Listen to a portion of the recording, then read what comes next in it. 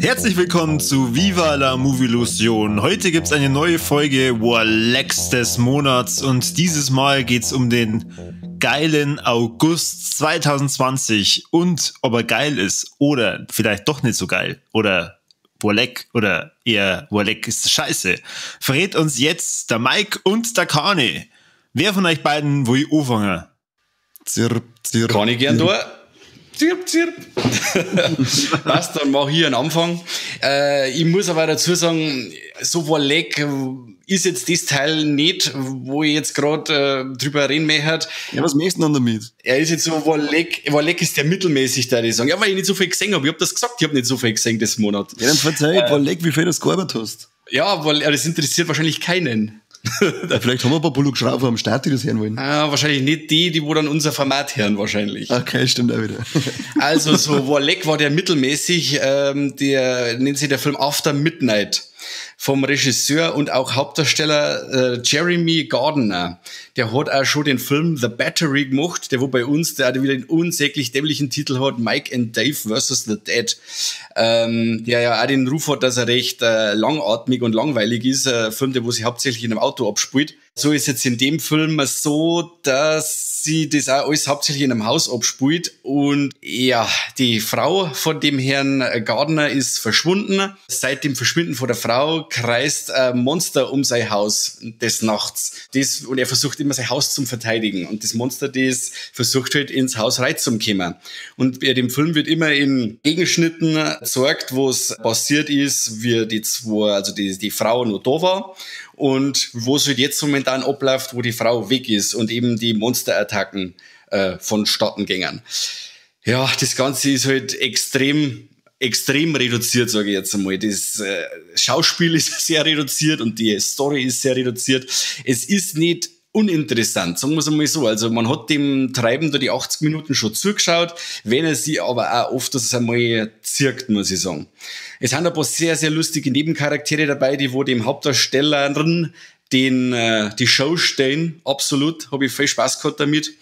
Und ja, so richtig Spaß habe ich hauptsächlich nur mit dem Nebencharakter gehabt. Aber gut, wie gesagt, es war nicht der Reißer, aber man hat sich den wirklich mal anschauen können für zwischendurch. Also wenn man jetzt wirklich den einmal für 99 Cent irgendwo leihen kann, dann kann man sich den einmal reintun.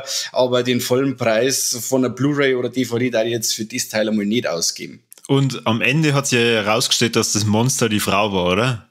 Das hab ich die ganze Zeit vermutet, aber ich weiß jetzt, ich möchte jetzt nicht spoilern, weil der Schluss ist eigentlich schon ziemlich cool, aber mit dem habe ich auch, also in dem Moment, wo ich die Story gelesen habe, habe ich mir gedacht, Warleck, ich weiß jetzt schon, wie er ausgeht. Dem ist aber nicht so. Kann ich da soweit schon mal vorwegnehmen. Ja, super. Das heißt, eigentlich jeder, den du jetzt gerade heiß gemacht hast, so wie mich vielleicht, die müssen sich jetzt entweder den Wikipedia-Eintrag dazu durchlesen oder tatsächlich den Film anschauen. Oder du schneidest einfach das raus. Das kannst du jetzt machen, wie du magst. Wo ich noch gesehen hab, wo es auf alle Fälle Warleck war, der cool, das ist Come to Daddy mit dem Elijah Wood. Der fängt anfangs an wie so ein Kammerspiel und wird dann in der zweiten Filmhälfte total abgedreht. Also ich habe riesen Spaß gehabt mit dem Teil, weil die zwei Filmhälften so dermaßen gegensätzlich sind. Und der Elijah Wood ist von Haus aus immer ein geiler Schauspieler. Der hat mich eigentlich immer bei den Eiern, wenn ich ihn sehe, den mag ich. Und den habe ich ziemlich geil gefunden. Den meine hast du auch schon gesehen, Kani, oder? Ja, aber der war bei mir jetzt, den Warleck war der langweilig gekommen. Was? Ja, das war mir einfach, da war mir Zwing dahinter, also ich habe jetzt da eine großartig was abgedreht gesehen bei dem, das war mir alles so zu Larifari.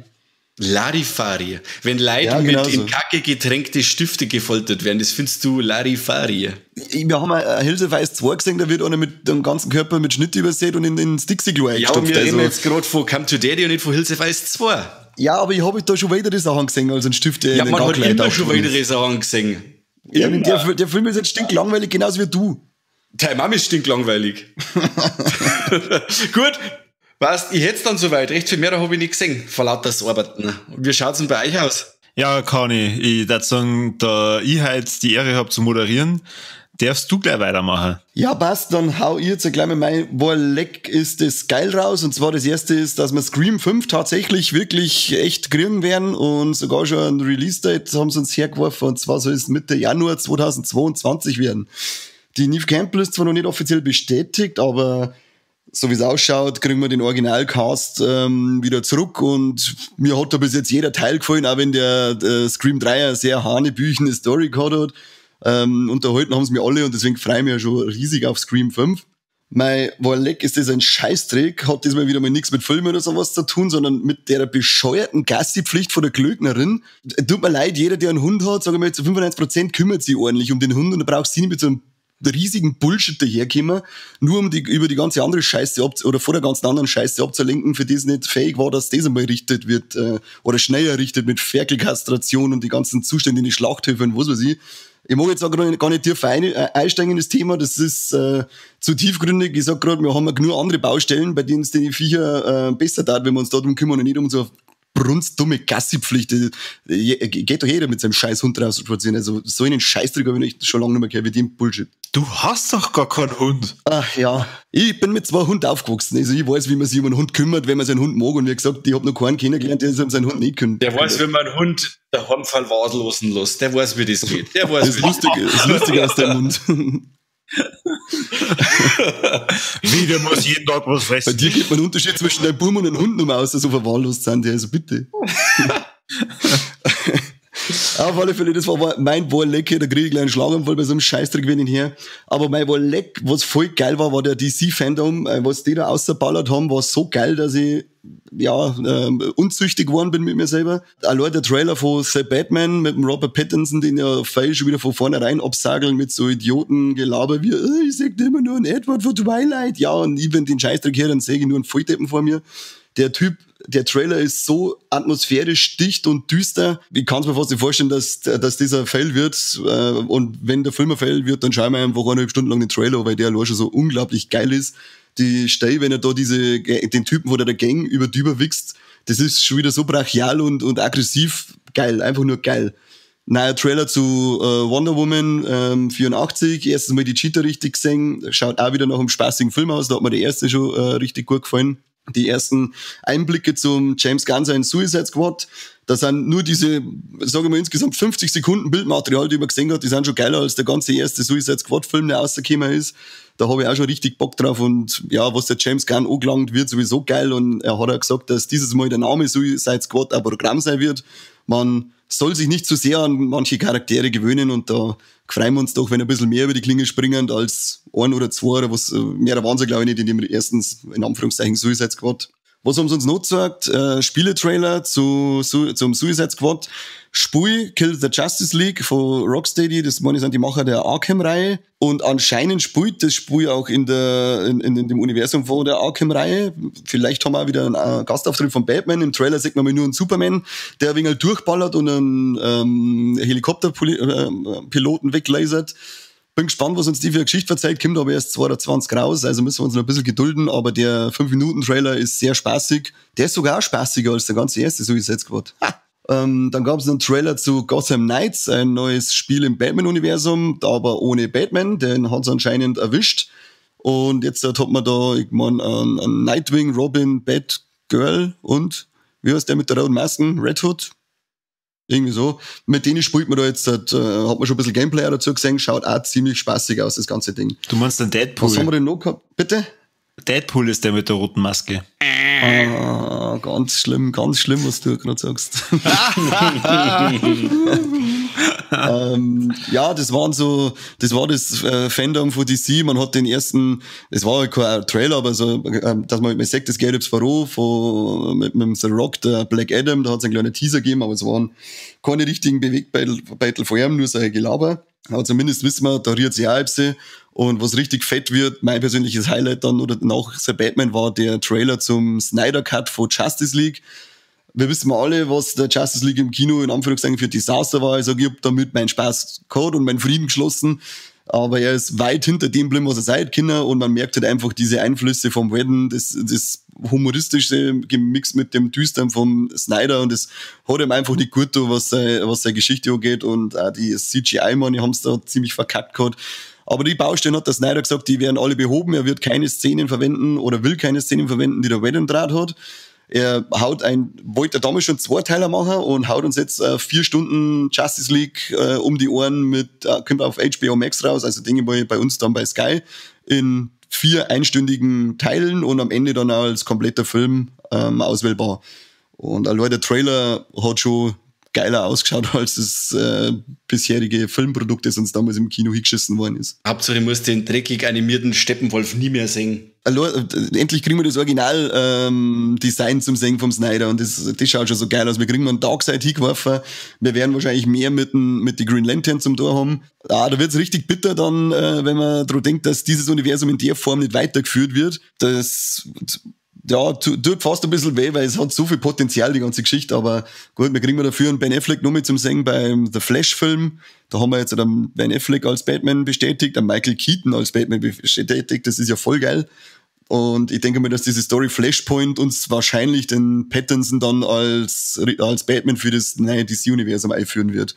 Aber ich bin gespannt, was die Zukunft bringt im DC-Universum, weil es schaut ziemlich geil aus, was dieser Fandom vor allem auch gesagt hat. Auf die Serientrailer geht es nicht so ein, weil die Seriendinger, Flash und Arrow und der ganze andere zeigt, das läuft so nebenbei dahin. Das ist für mich jetzt qualitativ nicht so hochwertig, aber immer was Gemütliches für nebenbei zum Schauen. Drum folgt das jetzt bei mir hinten runter, weil die Highlights waren die Film- und Spieletrailer. Die waren richtig geil. Richtig gutes Zeug. Okay, das heißt, du bist jetzt soweit fertig? Ich überlege gerade noch. Aber ich glaube schon. Gut, du kannst ja einfach mich dann unterbrechen, sobald da wieder was Geiles zu dem Fandom-Trailer einfällt. Oh yeah, das werde ich machen. Wenn es mich langweilt, dann fange ich sofort mit irgendeinem Schmarrn an. Ja. Du wirst mir wahrscheinlich dann sofort... Langweilig! Ja, genau, war so klar. Ja, Falle, den muss ich bringen. Also ich muss sagen, ich bin ähnlich unterwegs wie der Mike. Der August war irgendwie sehr kurz, deswegen habe ich im Vergleich relativ kurze Sachen. Zumindest ist es relativ schnell erklärt und es ist jeweils schon ein bisschen älter. Und zwar habe ich mal bei Netflix komplett jetzt endlich einmal der Tatortreiniger angeschaut. Eine echt geile Serie aus Deutschland, produziert vom NDR und mit dem Heiko Schotti. Und der Heiko Schotti ist Tatortreiniger, gespielt von Bjarne Mädel. Wer den nicht kennt, der hat ihn vielleicht einmal als Ernie bei Stromberg gesehen. Und die liefern in den 31 Folgen auf 7 Staffeln eigentlich in jeder Folge eine eigene Story ab, die sie komplett unterscheidet von der restlichen Serie. Also das Einzige, was eigentlich in jeder Handlung vorkommt, ist, es ist jemand gestorben und er muss einen Tatort reinigen. Aber es ist einfach so lustig und so geil inszeniert mit total abgedrehten Charakteren und du weißt jedes Mal schon ungefähr, wie der Schotti dann reagiert und du denkst jedes Mal, jetzt sei einfach Start, mach deinen Job mal vorhaben. Aber nein, er kann es einfach nicht lassen. Und selbst wenn er bei irgendeiner alten Oma ist und die ihm furchtbar aufhält und eigentlich total nervt, nein, er kann einfach nicht anders, weil er einfach ein scheiß netter Typ ist und sitzt er dann trotzdem zu ihr hin und ist dann irgendein Kurer, obwohl er eigentlich fertig werden möchte, weil er einfach zum Fußballspielen gehen möchte. Und das ist deutscher Humor, da muss ich sagen, das sehe ich einfach immer wieder mal gerne. Das ist was, da kann man nebenbei essen, schlafen. Halt das, was die Deutschen gerne machen. Bier trinken. Ja, Mann. Nein, ich muss echt sagen, der Bjarne Mädel macht da einen richtig geilen Job und warum das bei mir Leck ist, weil mir das Ende von der Serie echt überrascht hat, weil es ist ein Ende. Und zwar ein Ende, da kann die Serie gar nicht mehr weitergehen. Und sie haben das so schön abgeschlossen und so geil einfach gemacht, dass man am Ende da sitzt und einfach fast schon traurig ist, weil es jetzt gut ist. Deswegen ist mein Warleck des Monats serientechnisch der Tatortreiniger. Und ich habe dieses Mal auch wieder ein Spiel dabei und das ist auch ein älteres Spiel, oder was heißt älter? Es ist 2018 rausgekommen für den PC auf Steam und zwar Frostpunk, produziert von 11-Bit Studios, ein polnisches Entwicklerstudio. Und um was geht's in Frostpunk?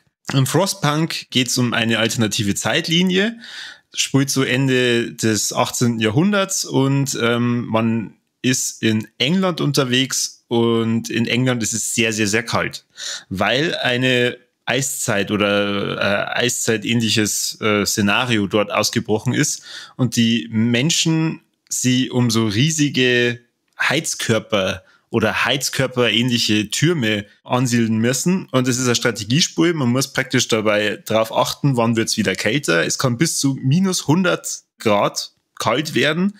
Das heißt, die sind eigentlich jeden Tag dabei, dass sie um ihr Überleben kämpfen, beziehungsweise man selber als Stratege muss einfach schauen, dass man immer dafür sorgt, dass genügend Rohstoffe da sind, dass dieser Heizkessel entsprechend warm ist. Man muss schauen, dass die Leute sich fortbilden, dass immer genügend Essen da ist. Und das Ganze spielt aber innerhalb von einem kleinen Krater. Also das heißt, Rohstoffe oder sowas, das ist sehr begrenzt. Und also ich habe jetzt vor kurzem erst wieder angefangen, das zu spielen, weil das Ende letzten Jahres noch für PlayStation rausgekommen ist und ich mir da schon immer gedacht habe, wenn das einmal auf einer Konsole rauskommt, dann hole ich mir das auf jeden Fall. Zock jegliches Szenario, was da drin ist, komplett durch, weil am Laptop allein verliert man manchmal schon den Überblick. Und da war ich dann schon froh, dass das auf der Konsole rauskommt und man jetzt einfach den kompletten Fernseher ausnutzen kann, weil man muss wirklich auf viel achten. Man muss darauf achten, wo stehe ich mit der Forschung. Dann kann man neben der Forschung auch noch Gesetze erlassen, weil man kämpft ums Überleben und man muss einfach dann auch schauen, was für Entscheidungen man trifft. Und man kann nicht immer nur positive Entscheidungen fürs Volk treffen, sondern vielleicht einmal negative. Zum Beispiel, dass man eben sagt, okay, wir müssen jetzt relativ schnell entsprechend viele Ressourcen einsammeln, also muss ich Kinderarbeit zum Beispiel erlassen. Hat natürlich dann negative Auswirkungen auf die Stimmung von den Leuten und darauf muss man auch achten. Da muss man natürlich darauf achten, wann wird's wieder kälter, wann wird's wieder wärmer, habe ich noch genügend Kohle und auf jeden Fall scheiß kompliziert. Und ich habe 4 Anläufe gebraucht, bis ich die blöde Hauptstory mal wieder durchgespielt habe. Da vergeht dann schon mal so 1 bis 2, 5 Stunden. Und also jeder, der gern Strategiespiele spielt, ich kann sowohl die PC-Version als auch die PlayStation 4-Version wärmstens empfehlen. Für Xbox One gibt es auch. Und schaut mal rein in Frostpunk von 11-Bit Studios. Echt cool. So viel zu meine Warlex. Ich habe Warleck ist das Scheiße. Das Einzige, wo wir vielleicht gemeinsam noch drüber reden könnten, das Warleck ist das Scheiße über Wakanda Forever. Ja, das ist wieder mal mega scheiße. Das ist wieder mal einfach, ja. Scheiß Fuck Cancer, oder wie es einfach heißt, diese scheiß Dreckskrankheit, diese elendige. Aber das war überhaupt nicht bekannt, dass der jetzt schon länger Krebs hat, oder? Ich hab davon nichts mitgekriegt, nein. Man hat ja dann, als die ganze Quarantäne losging, hat er mal ein Selfie irgendwie gepostet und da war er schon voll eingefallen und voll mager, dass man, ich hab dann nur was gelesen, die einen haben was geschrieben, wo Black Panther, Quarantine turns Black Panther to Crack Panther, haben halt da gleich Witze gemacht. Manche haben gemeint, ob er sich nicht auf eine Rolle vorbereitet. Ja, am Ende ist jetzt rausgekommen, dass das anscheinend schon sein körperlicher Verfall wegen dieser mistigen Krankheit gewesen ist. Okay, weil ich hab mir vor kurzem jetzt erst den 21 Bridges angeschaut und da hab ich mir auch gedacht, oh, alter Schwede, der darf halt mal ja wieder Schnitzel essen, weil wenn der einen Black Panther wieder spielen möchte, der ist schon sehr gering. Und dann, ich weiß nicht, 2 Tage später kommt dann die Nachricht. Also das war wirklich extrem überraschend. Ja, also wer es nicht mitgekriegt hat, der Darsteller von Black Panther, Chadwick Boseman, ist am 29.08., glaube ich, war's, im Alter von 43 an Darmkrebs gestorben. Das ist nicht nur fürs Marvel-Universum traurig, sondern auch insgesamt für die ganze Filmwelt, weil er echt guter Schauspieler war, was man jetzt eben in den letzten Filmen von ihm gesehen hat. Genau, ja. Das ist unser gemeinsames Warleck, es ist ein Scheißtrick. Ja. Cedric, we salute you. Ja. Irgendwann muss man einfach sagen, 2020, du darfst jetzt langsam mal verabschieden. Echt, ganz schön ein Hurensohn das Jahr. Naja, aber es war was Positives in 2020 und zwar, es ist der weltbeste Podcast endlich rausgekommen und zwar Viva la Movielusion und das nächste Mal dürft ihr natürlich auch wieder reinhören, wenn es so heißt, Warleck ist das Scheiße oder Warleck ist das geil. Und Kani, was müssen unsere lieben Hörer sonst noch machen? Ja, wie immer, fett liken, teilen, abonnieren, kommentieren. Ich glaube, ich habe aber schon so ziemlich alles gesagt, was ihr sonst machen müsst, oder? Uns lieben. Uns lieben sowieso. Vielleicht sprayt uns Inge bei Unterbruck ein, aber es soll keine Aufforderung sein. Warum Unterbruck? Auf die Bruck. Ja, genau. Und wir hoffen, bis die Warleck-Folge ausgestrahlt wird, ist schon unsere Sonderfolge rausgekommen über Sauerkrautkoma zusammen mit dem Landauer Bürgermeister. Und dann schickt's bitte ein paar Briefe an den Landauer Bürgermeister, wo sie ja drum bettelt, dass doch endlich das Viva la Movilusion Schüttel am Kreisverkehr aufgestellt wird. Genau. Mit lebensgroße Pappfiguren für uns. Jeder will das, jeder. Wir wollen mal Nur unseren der Viva la Bildung, was da Movilusion Kreisverkehr. Wir wollen mal. Genau. Okay, dann bis zum nächsten Mal. Euer Viva la Movilusion. Servus. Hab ich die Ehre.